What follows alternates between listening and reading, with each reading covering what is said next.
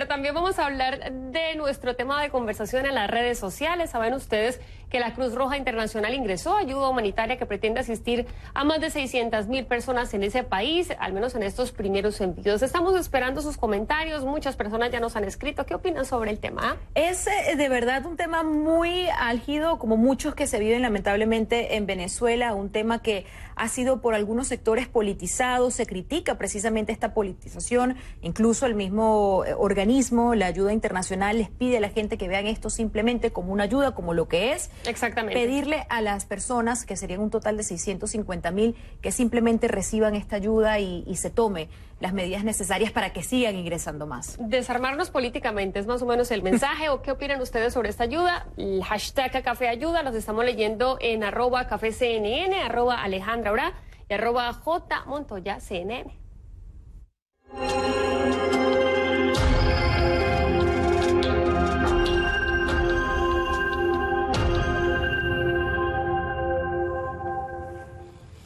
La cocaína que se abre paso hacia Norteamérica consigue sus facilitadores en Venezuela. En este informe exclusivo de Nick Palin-Walsh veremos el resultado de varios meses de investigación. Allá abajo hay una autopista de cocaína que enriquece a la élite corrupta de Venezuela y lleva coca a las calles de Estados Unidos.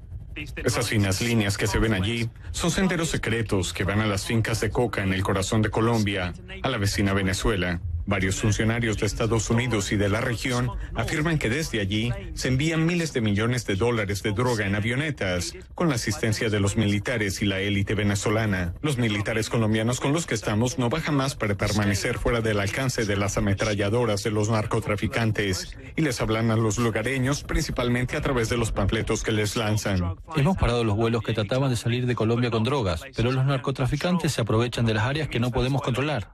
Se refiere a Venezuela, a solo 8 kilómetros. Abajo creen haber visto un laboratorio de cocaína, uno de los muchos que alimentan el papel de Venezuela como transportista de cocaína, algo que CNN ha constatado florece mientras el país colapsa. Un funcionario estadounidense nos dijo que ha aumentado más de 30% en el último año. De Colombia a Venezuela pasaron 240 toneladas en 2018, que podrían alcanzar hasta 40.000 millones de dólares en las calles de Estados Unidos. El tráfico de drogas que hay allá abajo, una de las posibles razones que algunos alegan para explicar por qué los militares y el gobierno en general son tan reacios a abandonar a Nicolás Maduro, sencillamente están haciendo mucho dinero. El negocio se mantiene mayormente en secreto al otro lado de la frontera en Venezuela, pero pudimos saber más de estas rutas ilegales por miembros de la patrulla fronteriza del ejército que desertaron hace poco. Dicen que sus oficiales superiores les ordenaban dejar pasar camiones específicos que llevaban cocaína. Durante 5 años, este sargento dice que recibía esas órdenes, a veces 3 veces a la semana. Los vehículos que cruzaban armas y drogas eran pickups y nos decían el color y la marca del camión y cuándo, usualmente cerca del amanecer o cuando anochecía. Todo se coordinaba con el comandante de la brigada. Él enviaba a un teniente a decirnos qué necesitaba pasar y eso se arreglaba desde arriba. Los que no estaban de acuerdo eran cambiados, automáticamente. Vino a Colombia huyendo cuando la presión fue demasiada y su unidad terminó confinada a su base. Estábamos acuartelados. El general nos dijo, todo el mundo debe estar con nosotros. Si se van o hablan contra el gobierno serán arrestados. Nos lavaban el cerebro con bolsas de comida. Una noche no aguanté más. Me fui a la casa y le dije a mi esposa, nos vamos a Colombia. Mi hijo comenzó a llorar y me decía, papá, ¿qué vamos a hacer? Pero yo sabía que sin mí, ellos serían capturados o interrogados. Ahora les comentamos que... La televisión estatal venezolana muestra ocasionalmente a la Fuerza Armada del país luchando contra el narcotráfico. Aquí se la ve interceptando a unos pilotos mexicanos, aunque rechaza las acusaciones de que en realidad sean ellos los que manejen el negocio. Pero un funcionario del gobierno de Estados Unidos le ha dicho a CNN que estos vuelos han aumentado. Solían despegar de pistas remotas y escondidas en la sureña selva venezolana. Pero en los últimos años se han mudado al norte para reducir el tiempo de vuelo. Solían ser 3 a la semana, pero el año pasado fueron casi diarios. Este año han visto al menos 8 en un solo día, según un funcionario regional usando 50 pistas ocultas. CNN tuvo acceso a una imagen confidencial de radar de Estados Unidos cerca de aquí, que muestra el brusco giro a la izquierda que hacen los aviones de Venezuela antes de aterrizar en las remotas costas centroamericanas. Allí es donde retomamos el rastro de este tráfico en auge, en la costa hondureña, que se ha vuelto un cementerio surrealista de narcoaeronaves. La carga de cocaína que llevan vale tantos millones que cada avión en sí mismo es solo una fracción de un trato multimillonario. Así que muchos son desechados, como si fueran botellas plásticas usadas por toda la selva. Y abarrotados aquí, en un recodo del río. Las tropas con las que vamos no quieren salir en cámara por seguridad. Algunos de estos aviones tienen sus siglas borradas para hacer más difícil el trabajo de identificar de dónde vinieron. El consumo de droga en Estados Unidos es donde comienza todo. El dinero, la podredumbre, pero ese mismo libre mercado también suministra una parte clave de la logística. El fuego ha despojado gran parte del aparato de sus características distintivas, pero aún se puede ver N4. N significa que el avión proviene de Estados Unidos. Un funcionario estadounidense me cuenta que hay intermediarios que compran decenas de aviones en subastas por todo Estados Unidos. Luego ocultan su propiedad a través de compañías ficticias y los envían al sur para comenzar la travesía de la cocaína desde Venezuela rumbo al norte. De nuevo, otra N, lo que significa otra aeronave que comenzó sus días en Estados Unidos. No son solo los narcotraficantes en Venezuela y Estados Unidos los que hacen miles de millones de dólares. La región entera está en eso. Este es de seguro el sector económico más grande de Honduras, con miles de millones en juego por todas partes. Desde esta carretera, que en realidad es una pista oculta, hasta el hermano del presidente de Honduras, imputado el año pasado de cargos de narcotráfico. No se puede impedir que los aviones se vendan o que despeguen, me explica un funcionario. En vez de eso, tratan entonces de complicarles el aterrizaje, haciéndole huecos a las pistas. Pero incluso bajarle la velocidad a este negocio multimillonario requiere muchos más huecos en esta vasta selva. La cantidad de dinero que aporta la cocaína aquí literalmente eclipsa todo esfuerzo por combatirla. Cantidades demenciales de dinero. Dinero que poblaciones como esta no tienen. De hecho, los militares hondureños nos dicen que los narcotraficantes que viajan a estos pueblos a menudo se deshacen de su carga cuando creen que están a punto de ser interceptados. Cada kilo de cocaína queda atado a un flotador y así llegan a la orilla. Luego les pagan a estas comunidades de pescadores $150,000 por cada bulto recuperado. Un estimado para la corrupción que la mayoría de los funcionarios con los que hablé admite cuesta creer y que ningún policía ni operación de asistencia alguna realmente piensa disputar. Es la corrupción en medio del colapso del gobierno de Maduro, mientras los supuestos transportistas recaudan dinero rápidamente en una región de repartidores desesperados. Nick Patton Walsh, CNN, en la costa de Honduras.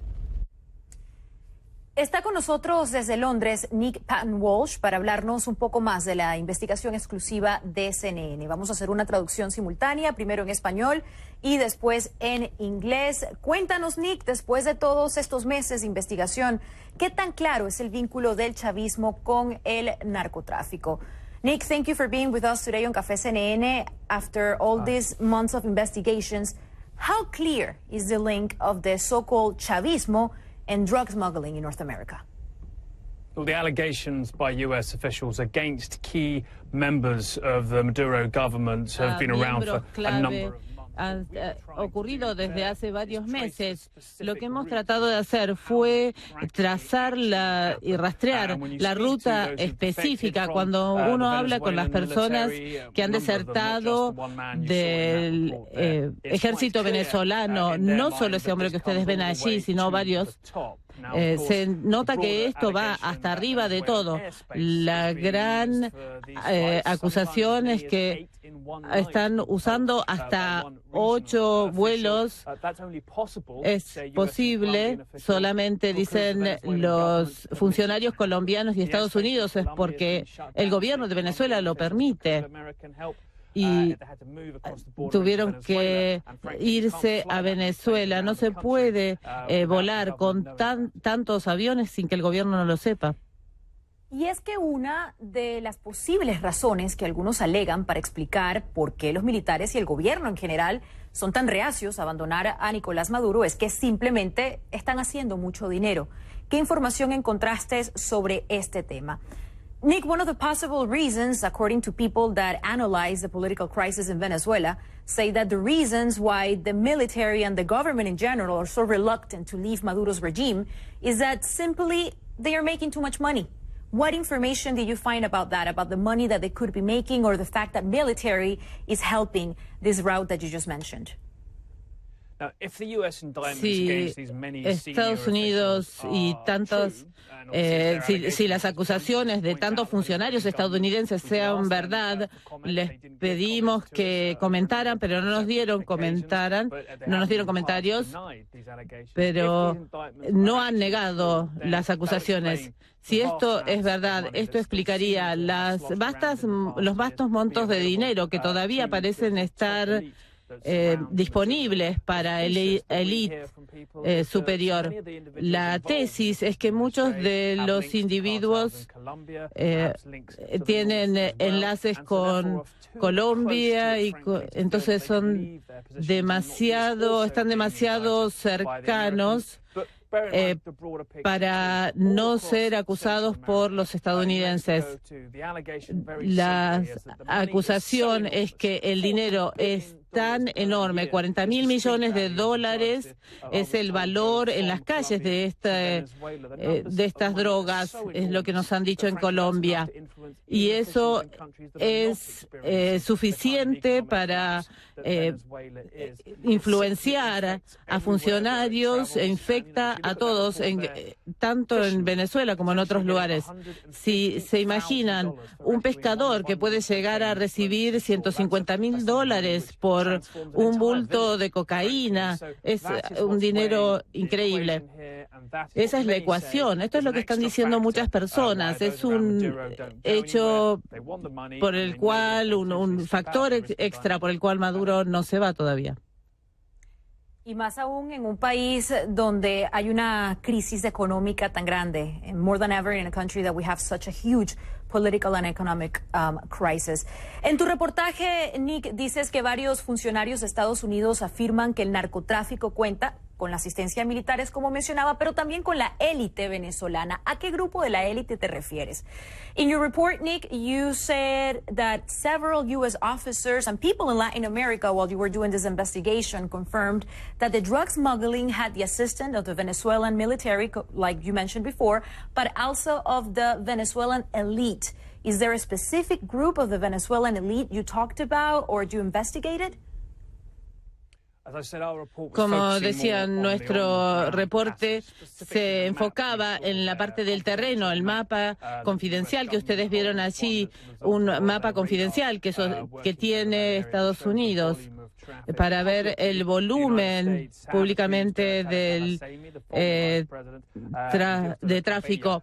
Públicamente, Estados Unidos ha acusado a Tareq al-Asaimi de todo esto, de estar enlazado, y ha negado estar ligado a la comercia. Y hay una politización de todo esto. Pero si uno ve los aviones que quedan en la costa de Honduras y también en Colombia, como hay un gran número de aviones en ese mapa, un mapa ratificado por los funcionarios, no hay duda de que esto mucho emana de las zonas de Venezuela. ¿Hubo respuesta del gobierno de Honduras? Esta es la última pregunta. Did you receive a response from the government of Honduras after you did the investigation? Bueno, trabajamos con el gobierno de Honduras sobre la costa este. Nos dieron acceso. Nosotros le pedimos al gobierno de Venezuela comentario y no lo hicieron. Bien, estaremos pendientes entonces, Nick, de recibir una respuesta por parte del gobierno y el gobierno de Venezuela específicamente. Y las puertas de CNN también están abiertas para hablar de la investigación que te tomó varios meses. How many months did it take you for this investigation, really quick, before we go? Sí, por supuesto, desde el principio hasta el final, 5 en total, 2 específicamente en el terreno. 2 meses de investigación del vínculo del chavismo con el narcotráfico que se dirige a Norteamérica. Thank you, Nick, for being with us today and doing this investigation about Venezuela and the links of the Chavismo and drug smuggling. Have a great day. Thank you.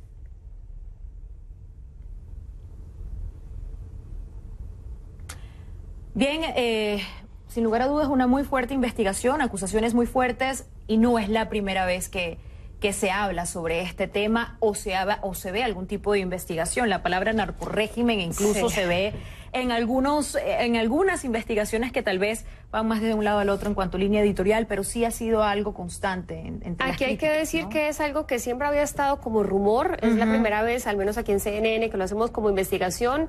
La investigación que hace nuestro colega aquí en CNN muestra, digamos, cosas que no habíamos visto en pantalla. Así que vamos a esperar la respuesta del gobierno de Nicolás Maduro, de las personas que estarían involucradas en este tipo de permitir el paso de la droga que generalmente sale desde Colombia y que busca otras rutas, porque el narcotráfico siempre va a encontrar por dónde ingresar a Estados Unidos. Y el hecho de que sea Honduras los que colaboraron en esta investigación es importante. Es muy importante. Mira, a propósito de Venezuela, este martes llegó a ese país sudamericano un avión procedente de Panamá repleto de asistencia, aunque se desconoce el contenido de la ayuda gestionada por la Federación Internacional de Sociedades de la Cruz Roja y de la Media Luna Roja. Nuestros corresponsales en el terreno han logrado corroborar algunos detalles. Esto es lo que sabemos. Unos 15 camiones de la Cruz Roja trasladaron la ayuda desde Maiquetía hasta Caracas. El cargamento alcanzaría para asistir a unas 650,000 personas. En cuanto al contenido, estos envíos contienen equipos médicos, insumos, medicamentos y hasta plantas eléctricas. El presidente de la Cruz Roja de Venezuela, Mario Villarroel, pidió no politizar la asistencia humanitaria. Está ingresando a Venezuela el primer envío de ayuda humanitaria de la Cruz Roja. Se trata de suministros médicos, plantas eléctricas y medicinas que serán distribuidos en distintos hospitales del país, tal como lo informó el presidente de nuestra Federación Internacional, doctor Francesco Roca, el 29 de marzo pasado.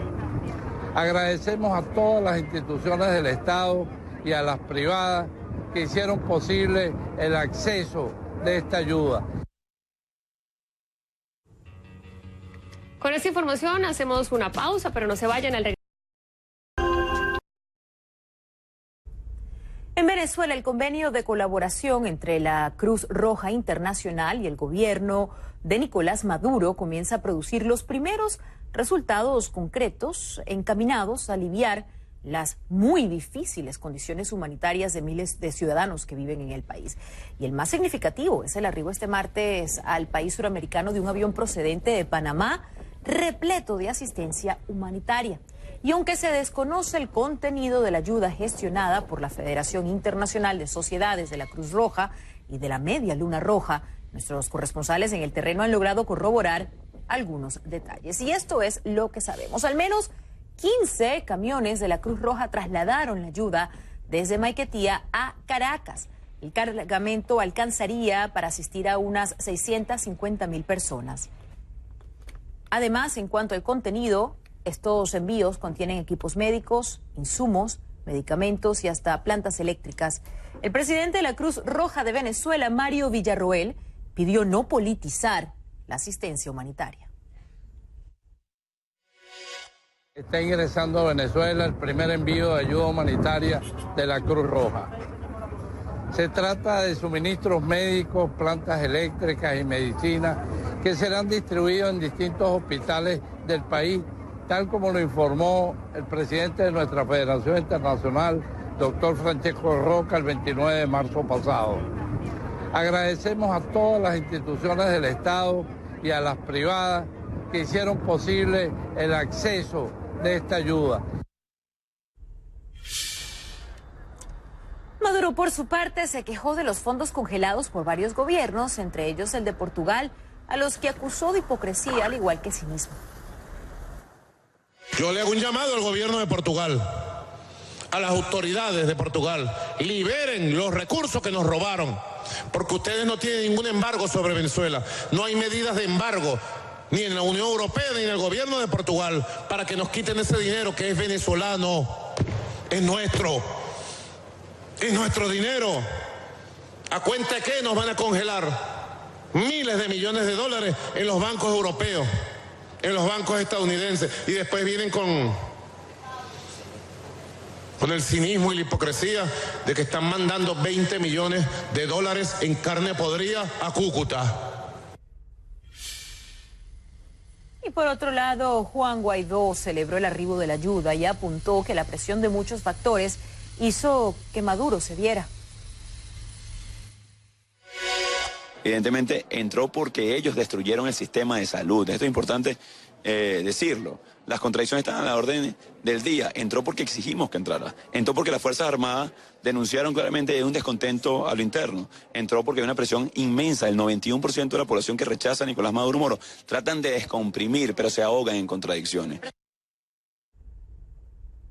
Y en otro asunto relacionado con Venezuela, CNN tiene información de que el asesor de Seguridad Nacional de Estados Unidos, John Bolton, podría anunciar en las próximas horas aquí en la ciudad de Miami la entrada de vigor del polémico título tercero de la ley Helms-Burton contra Cuba.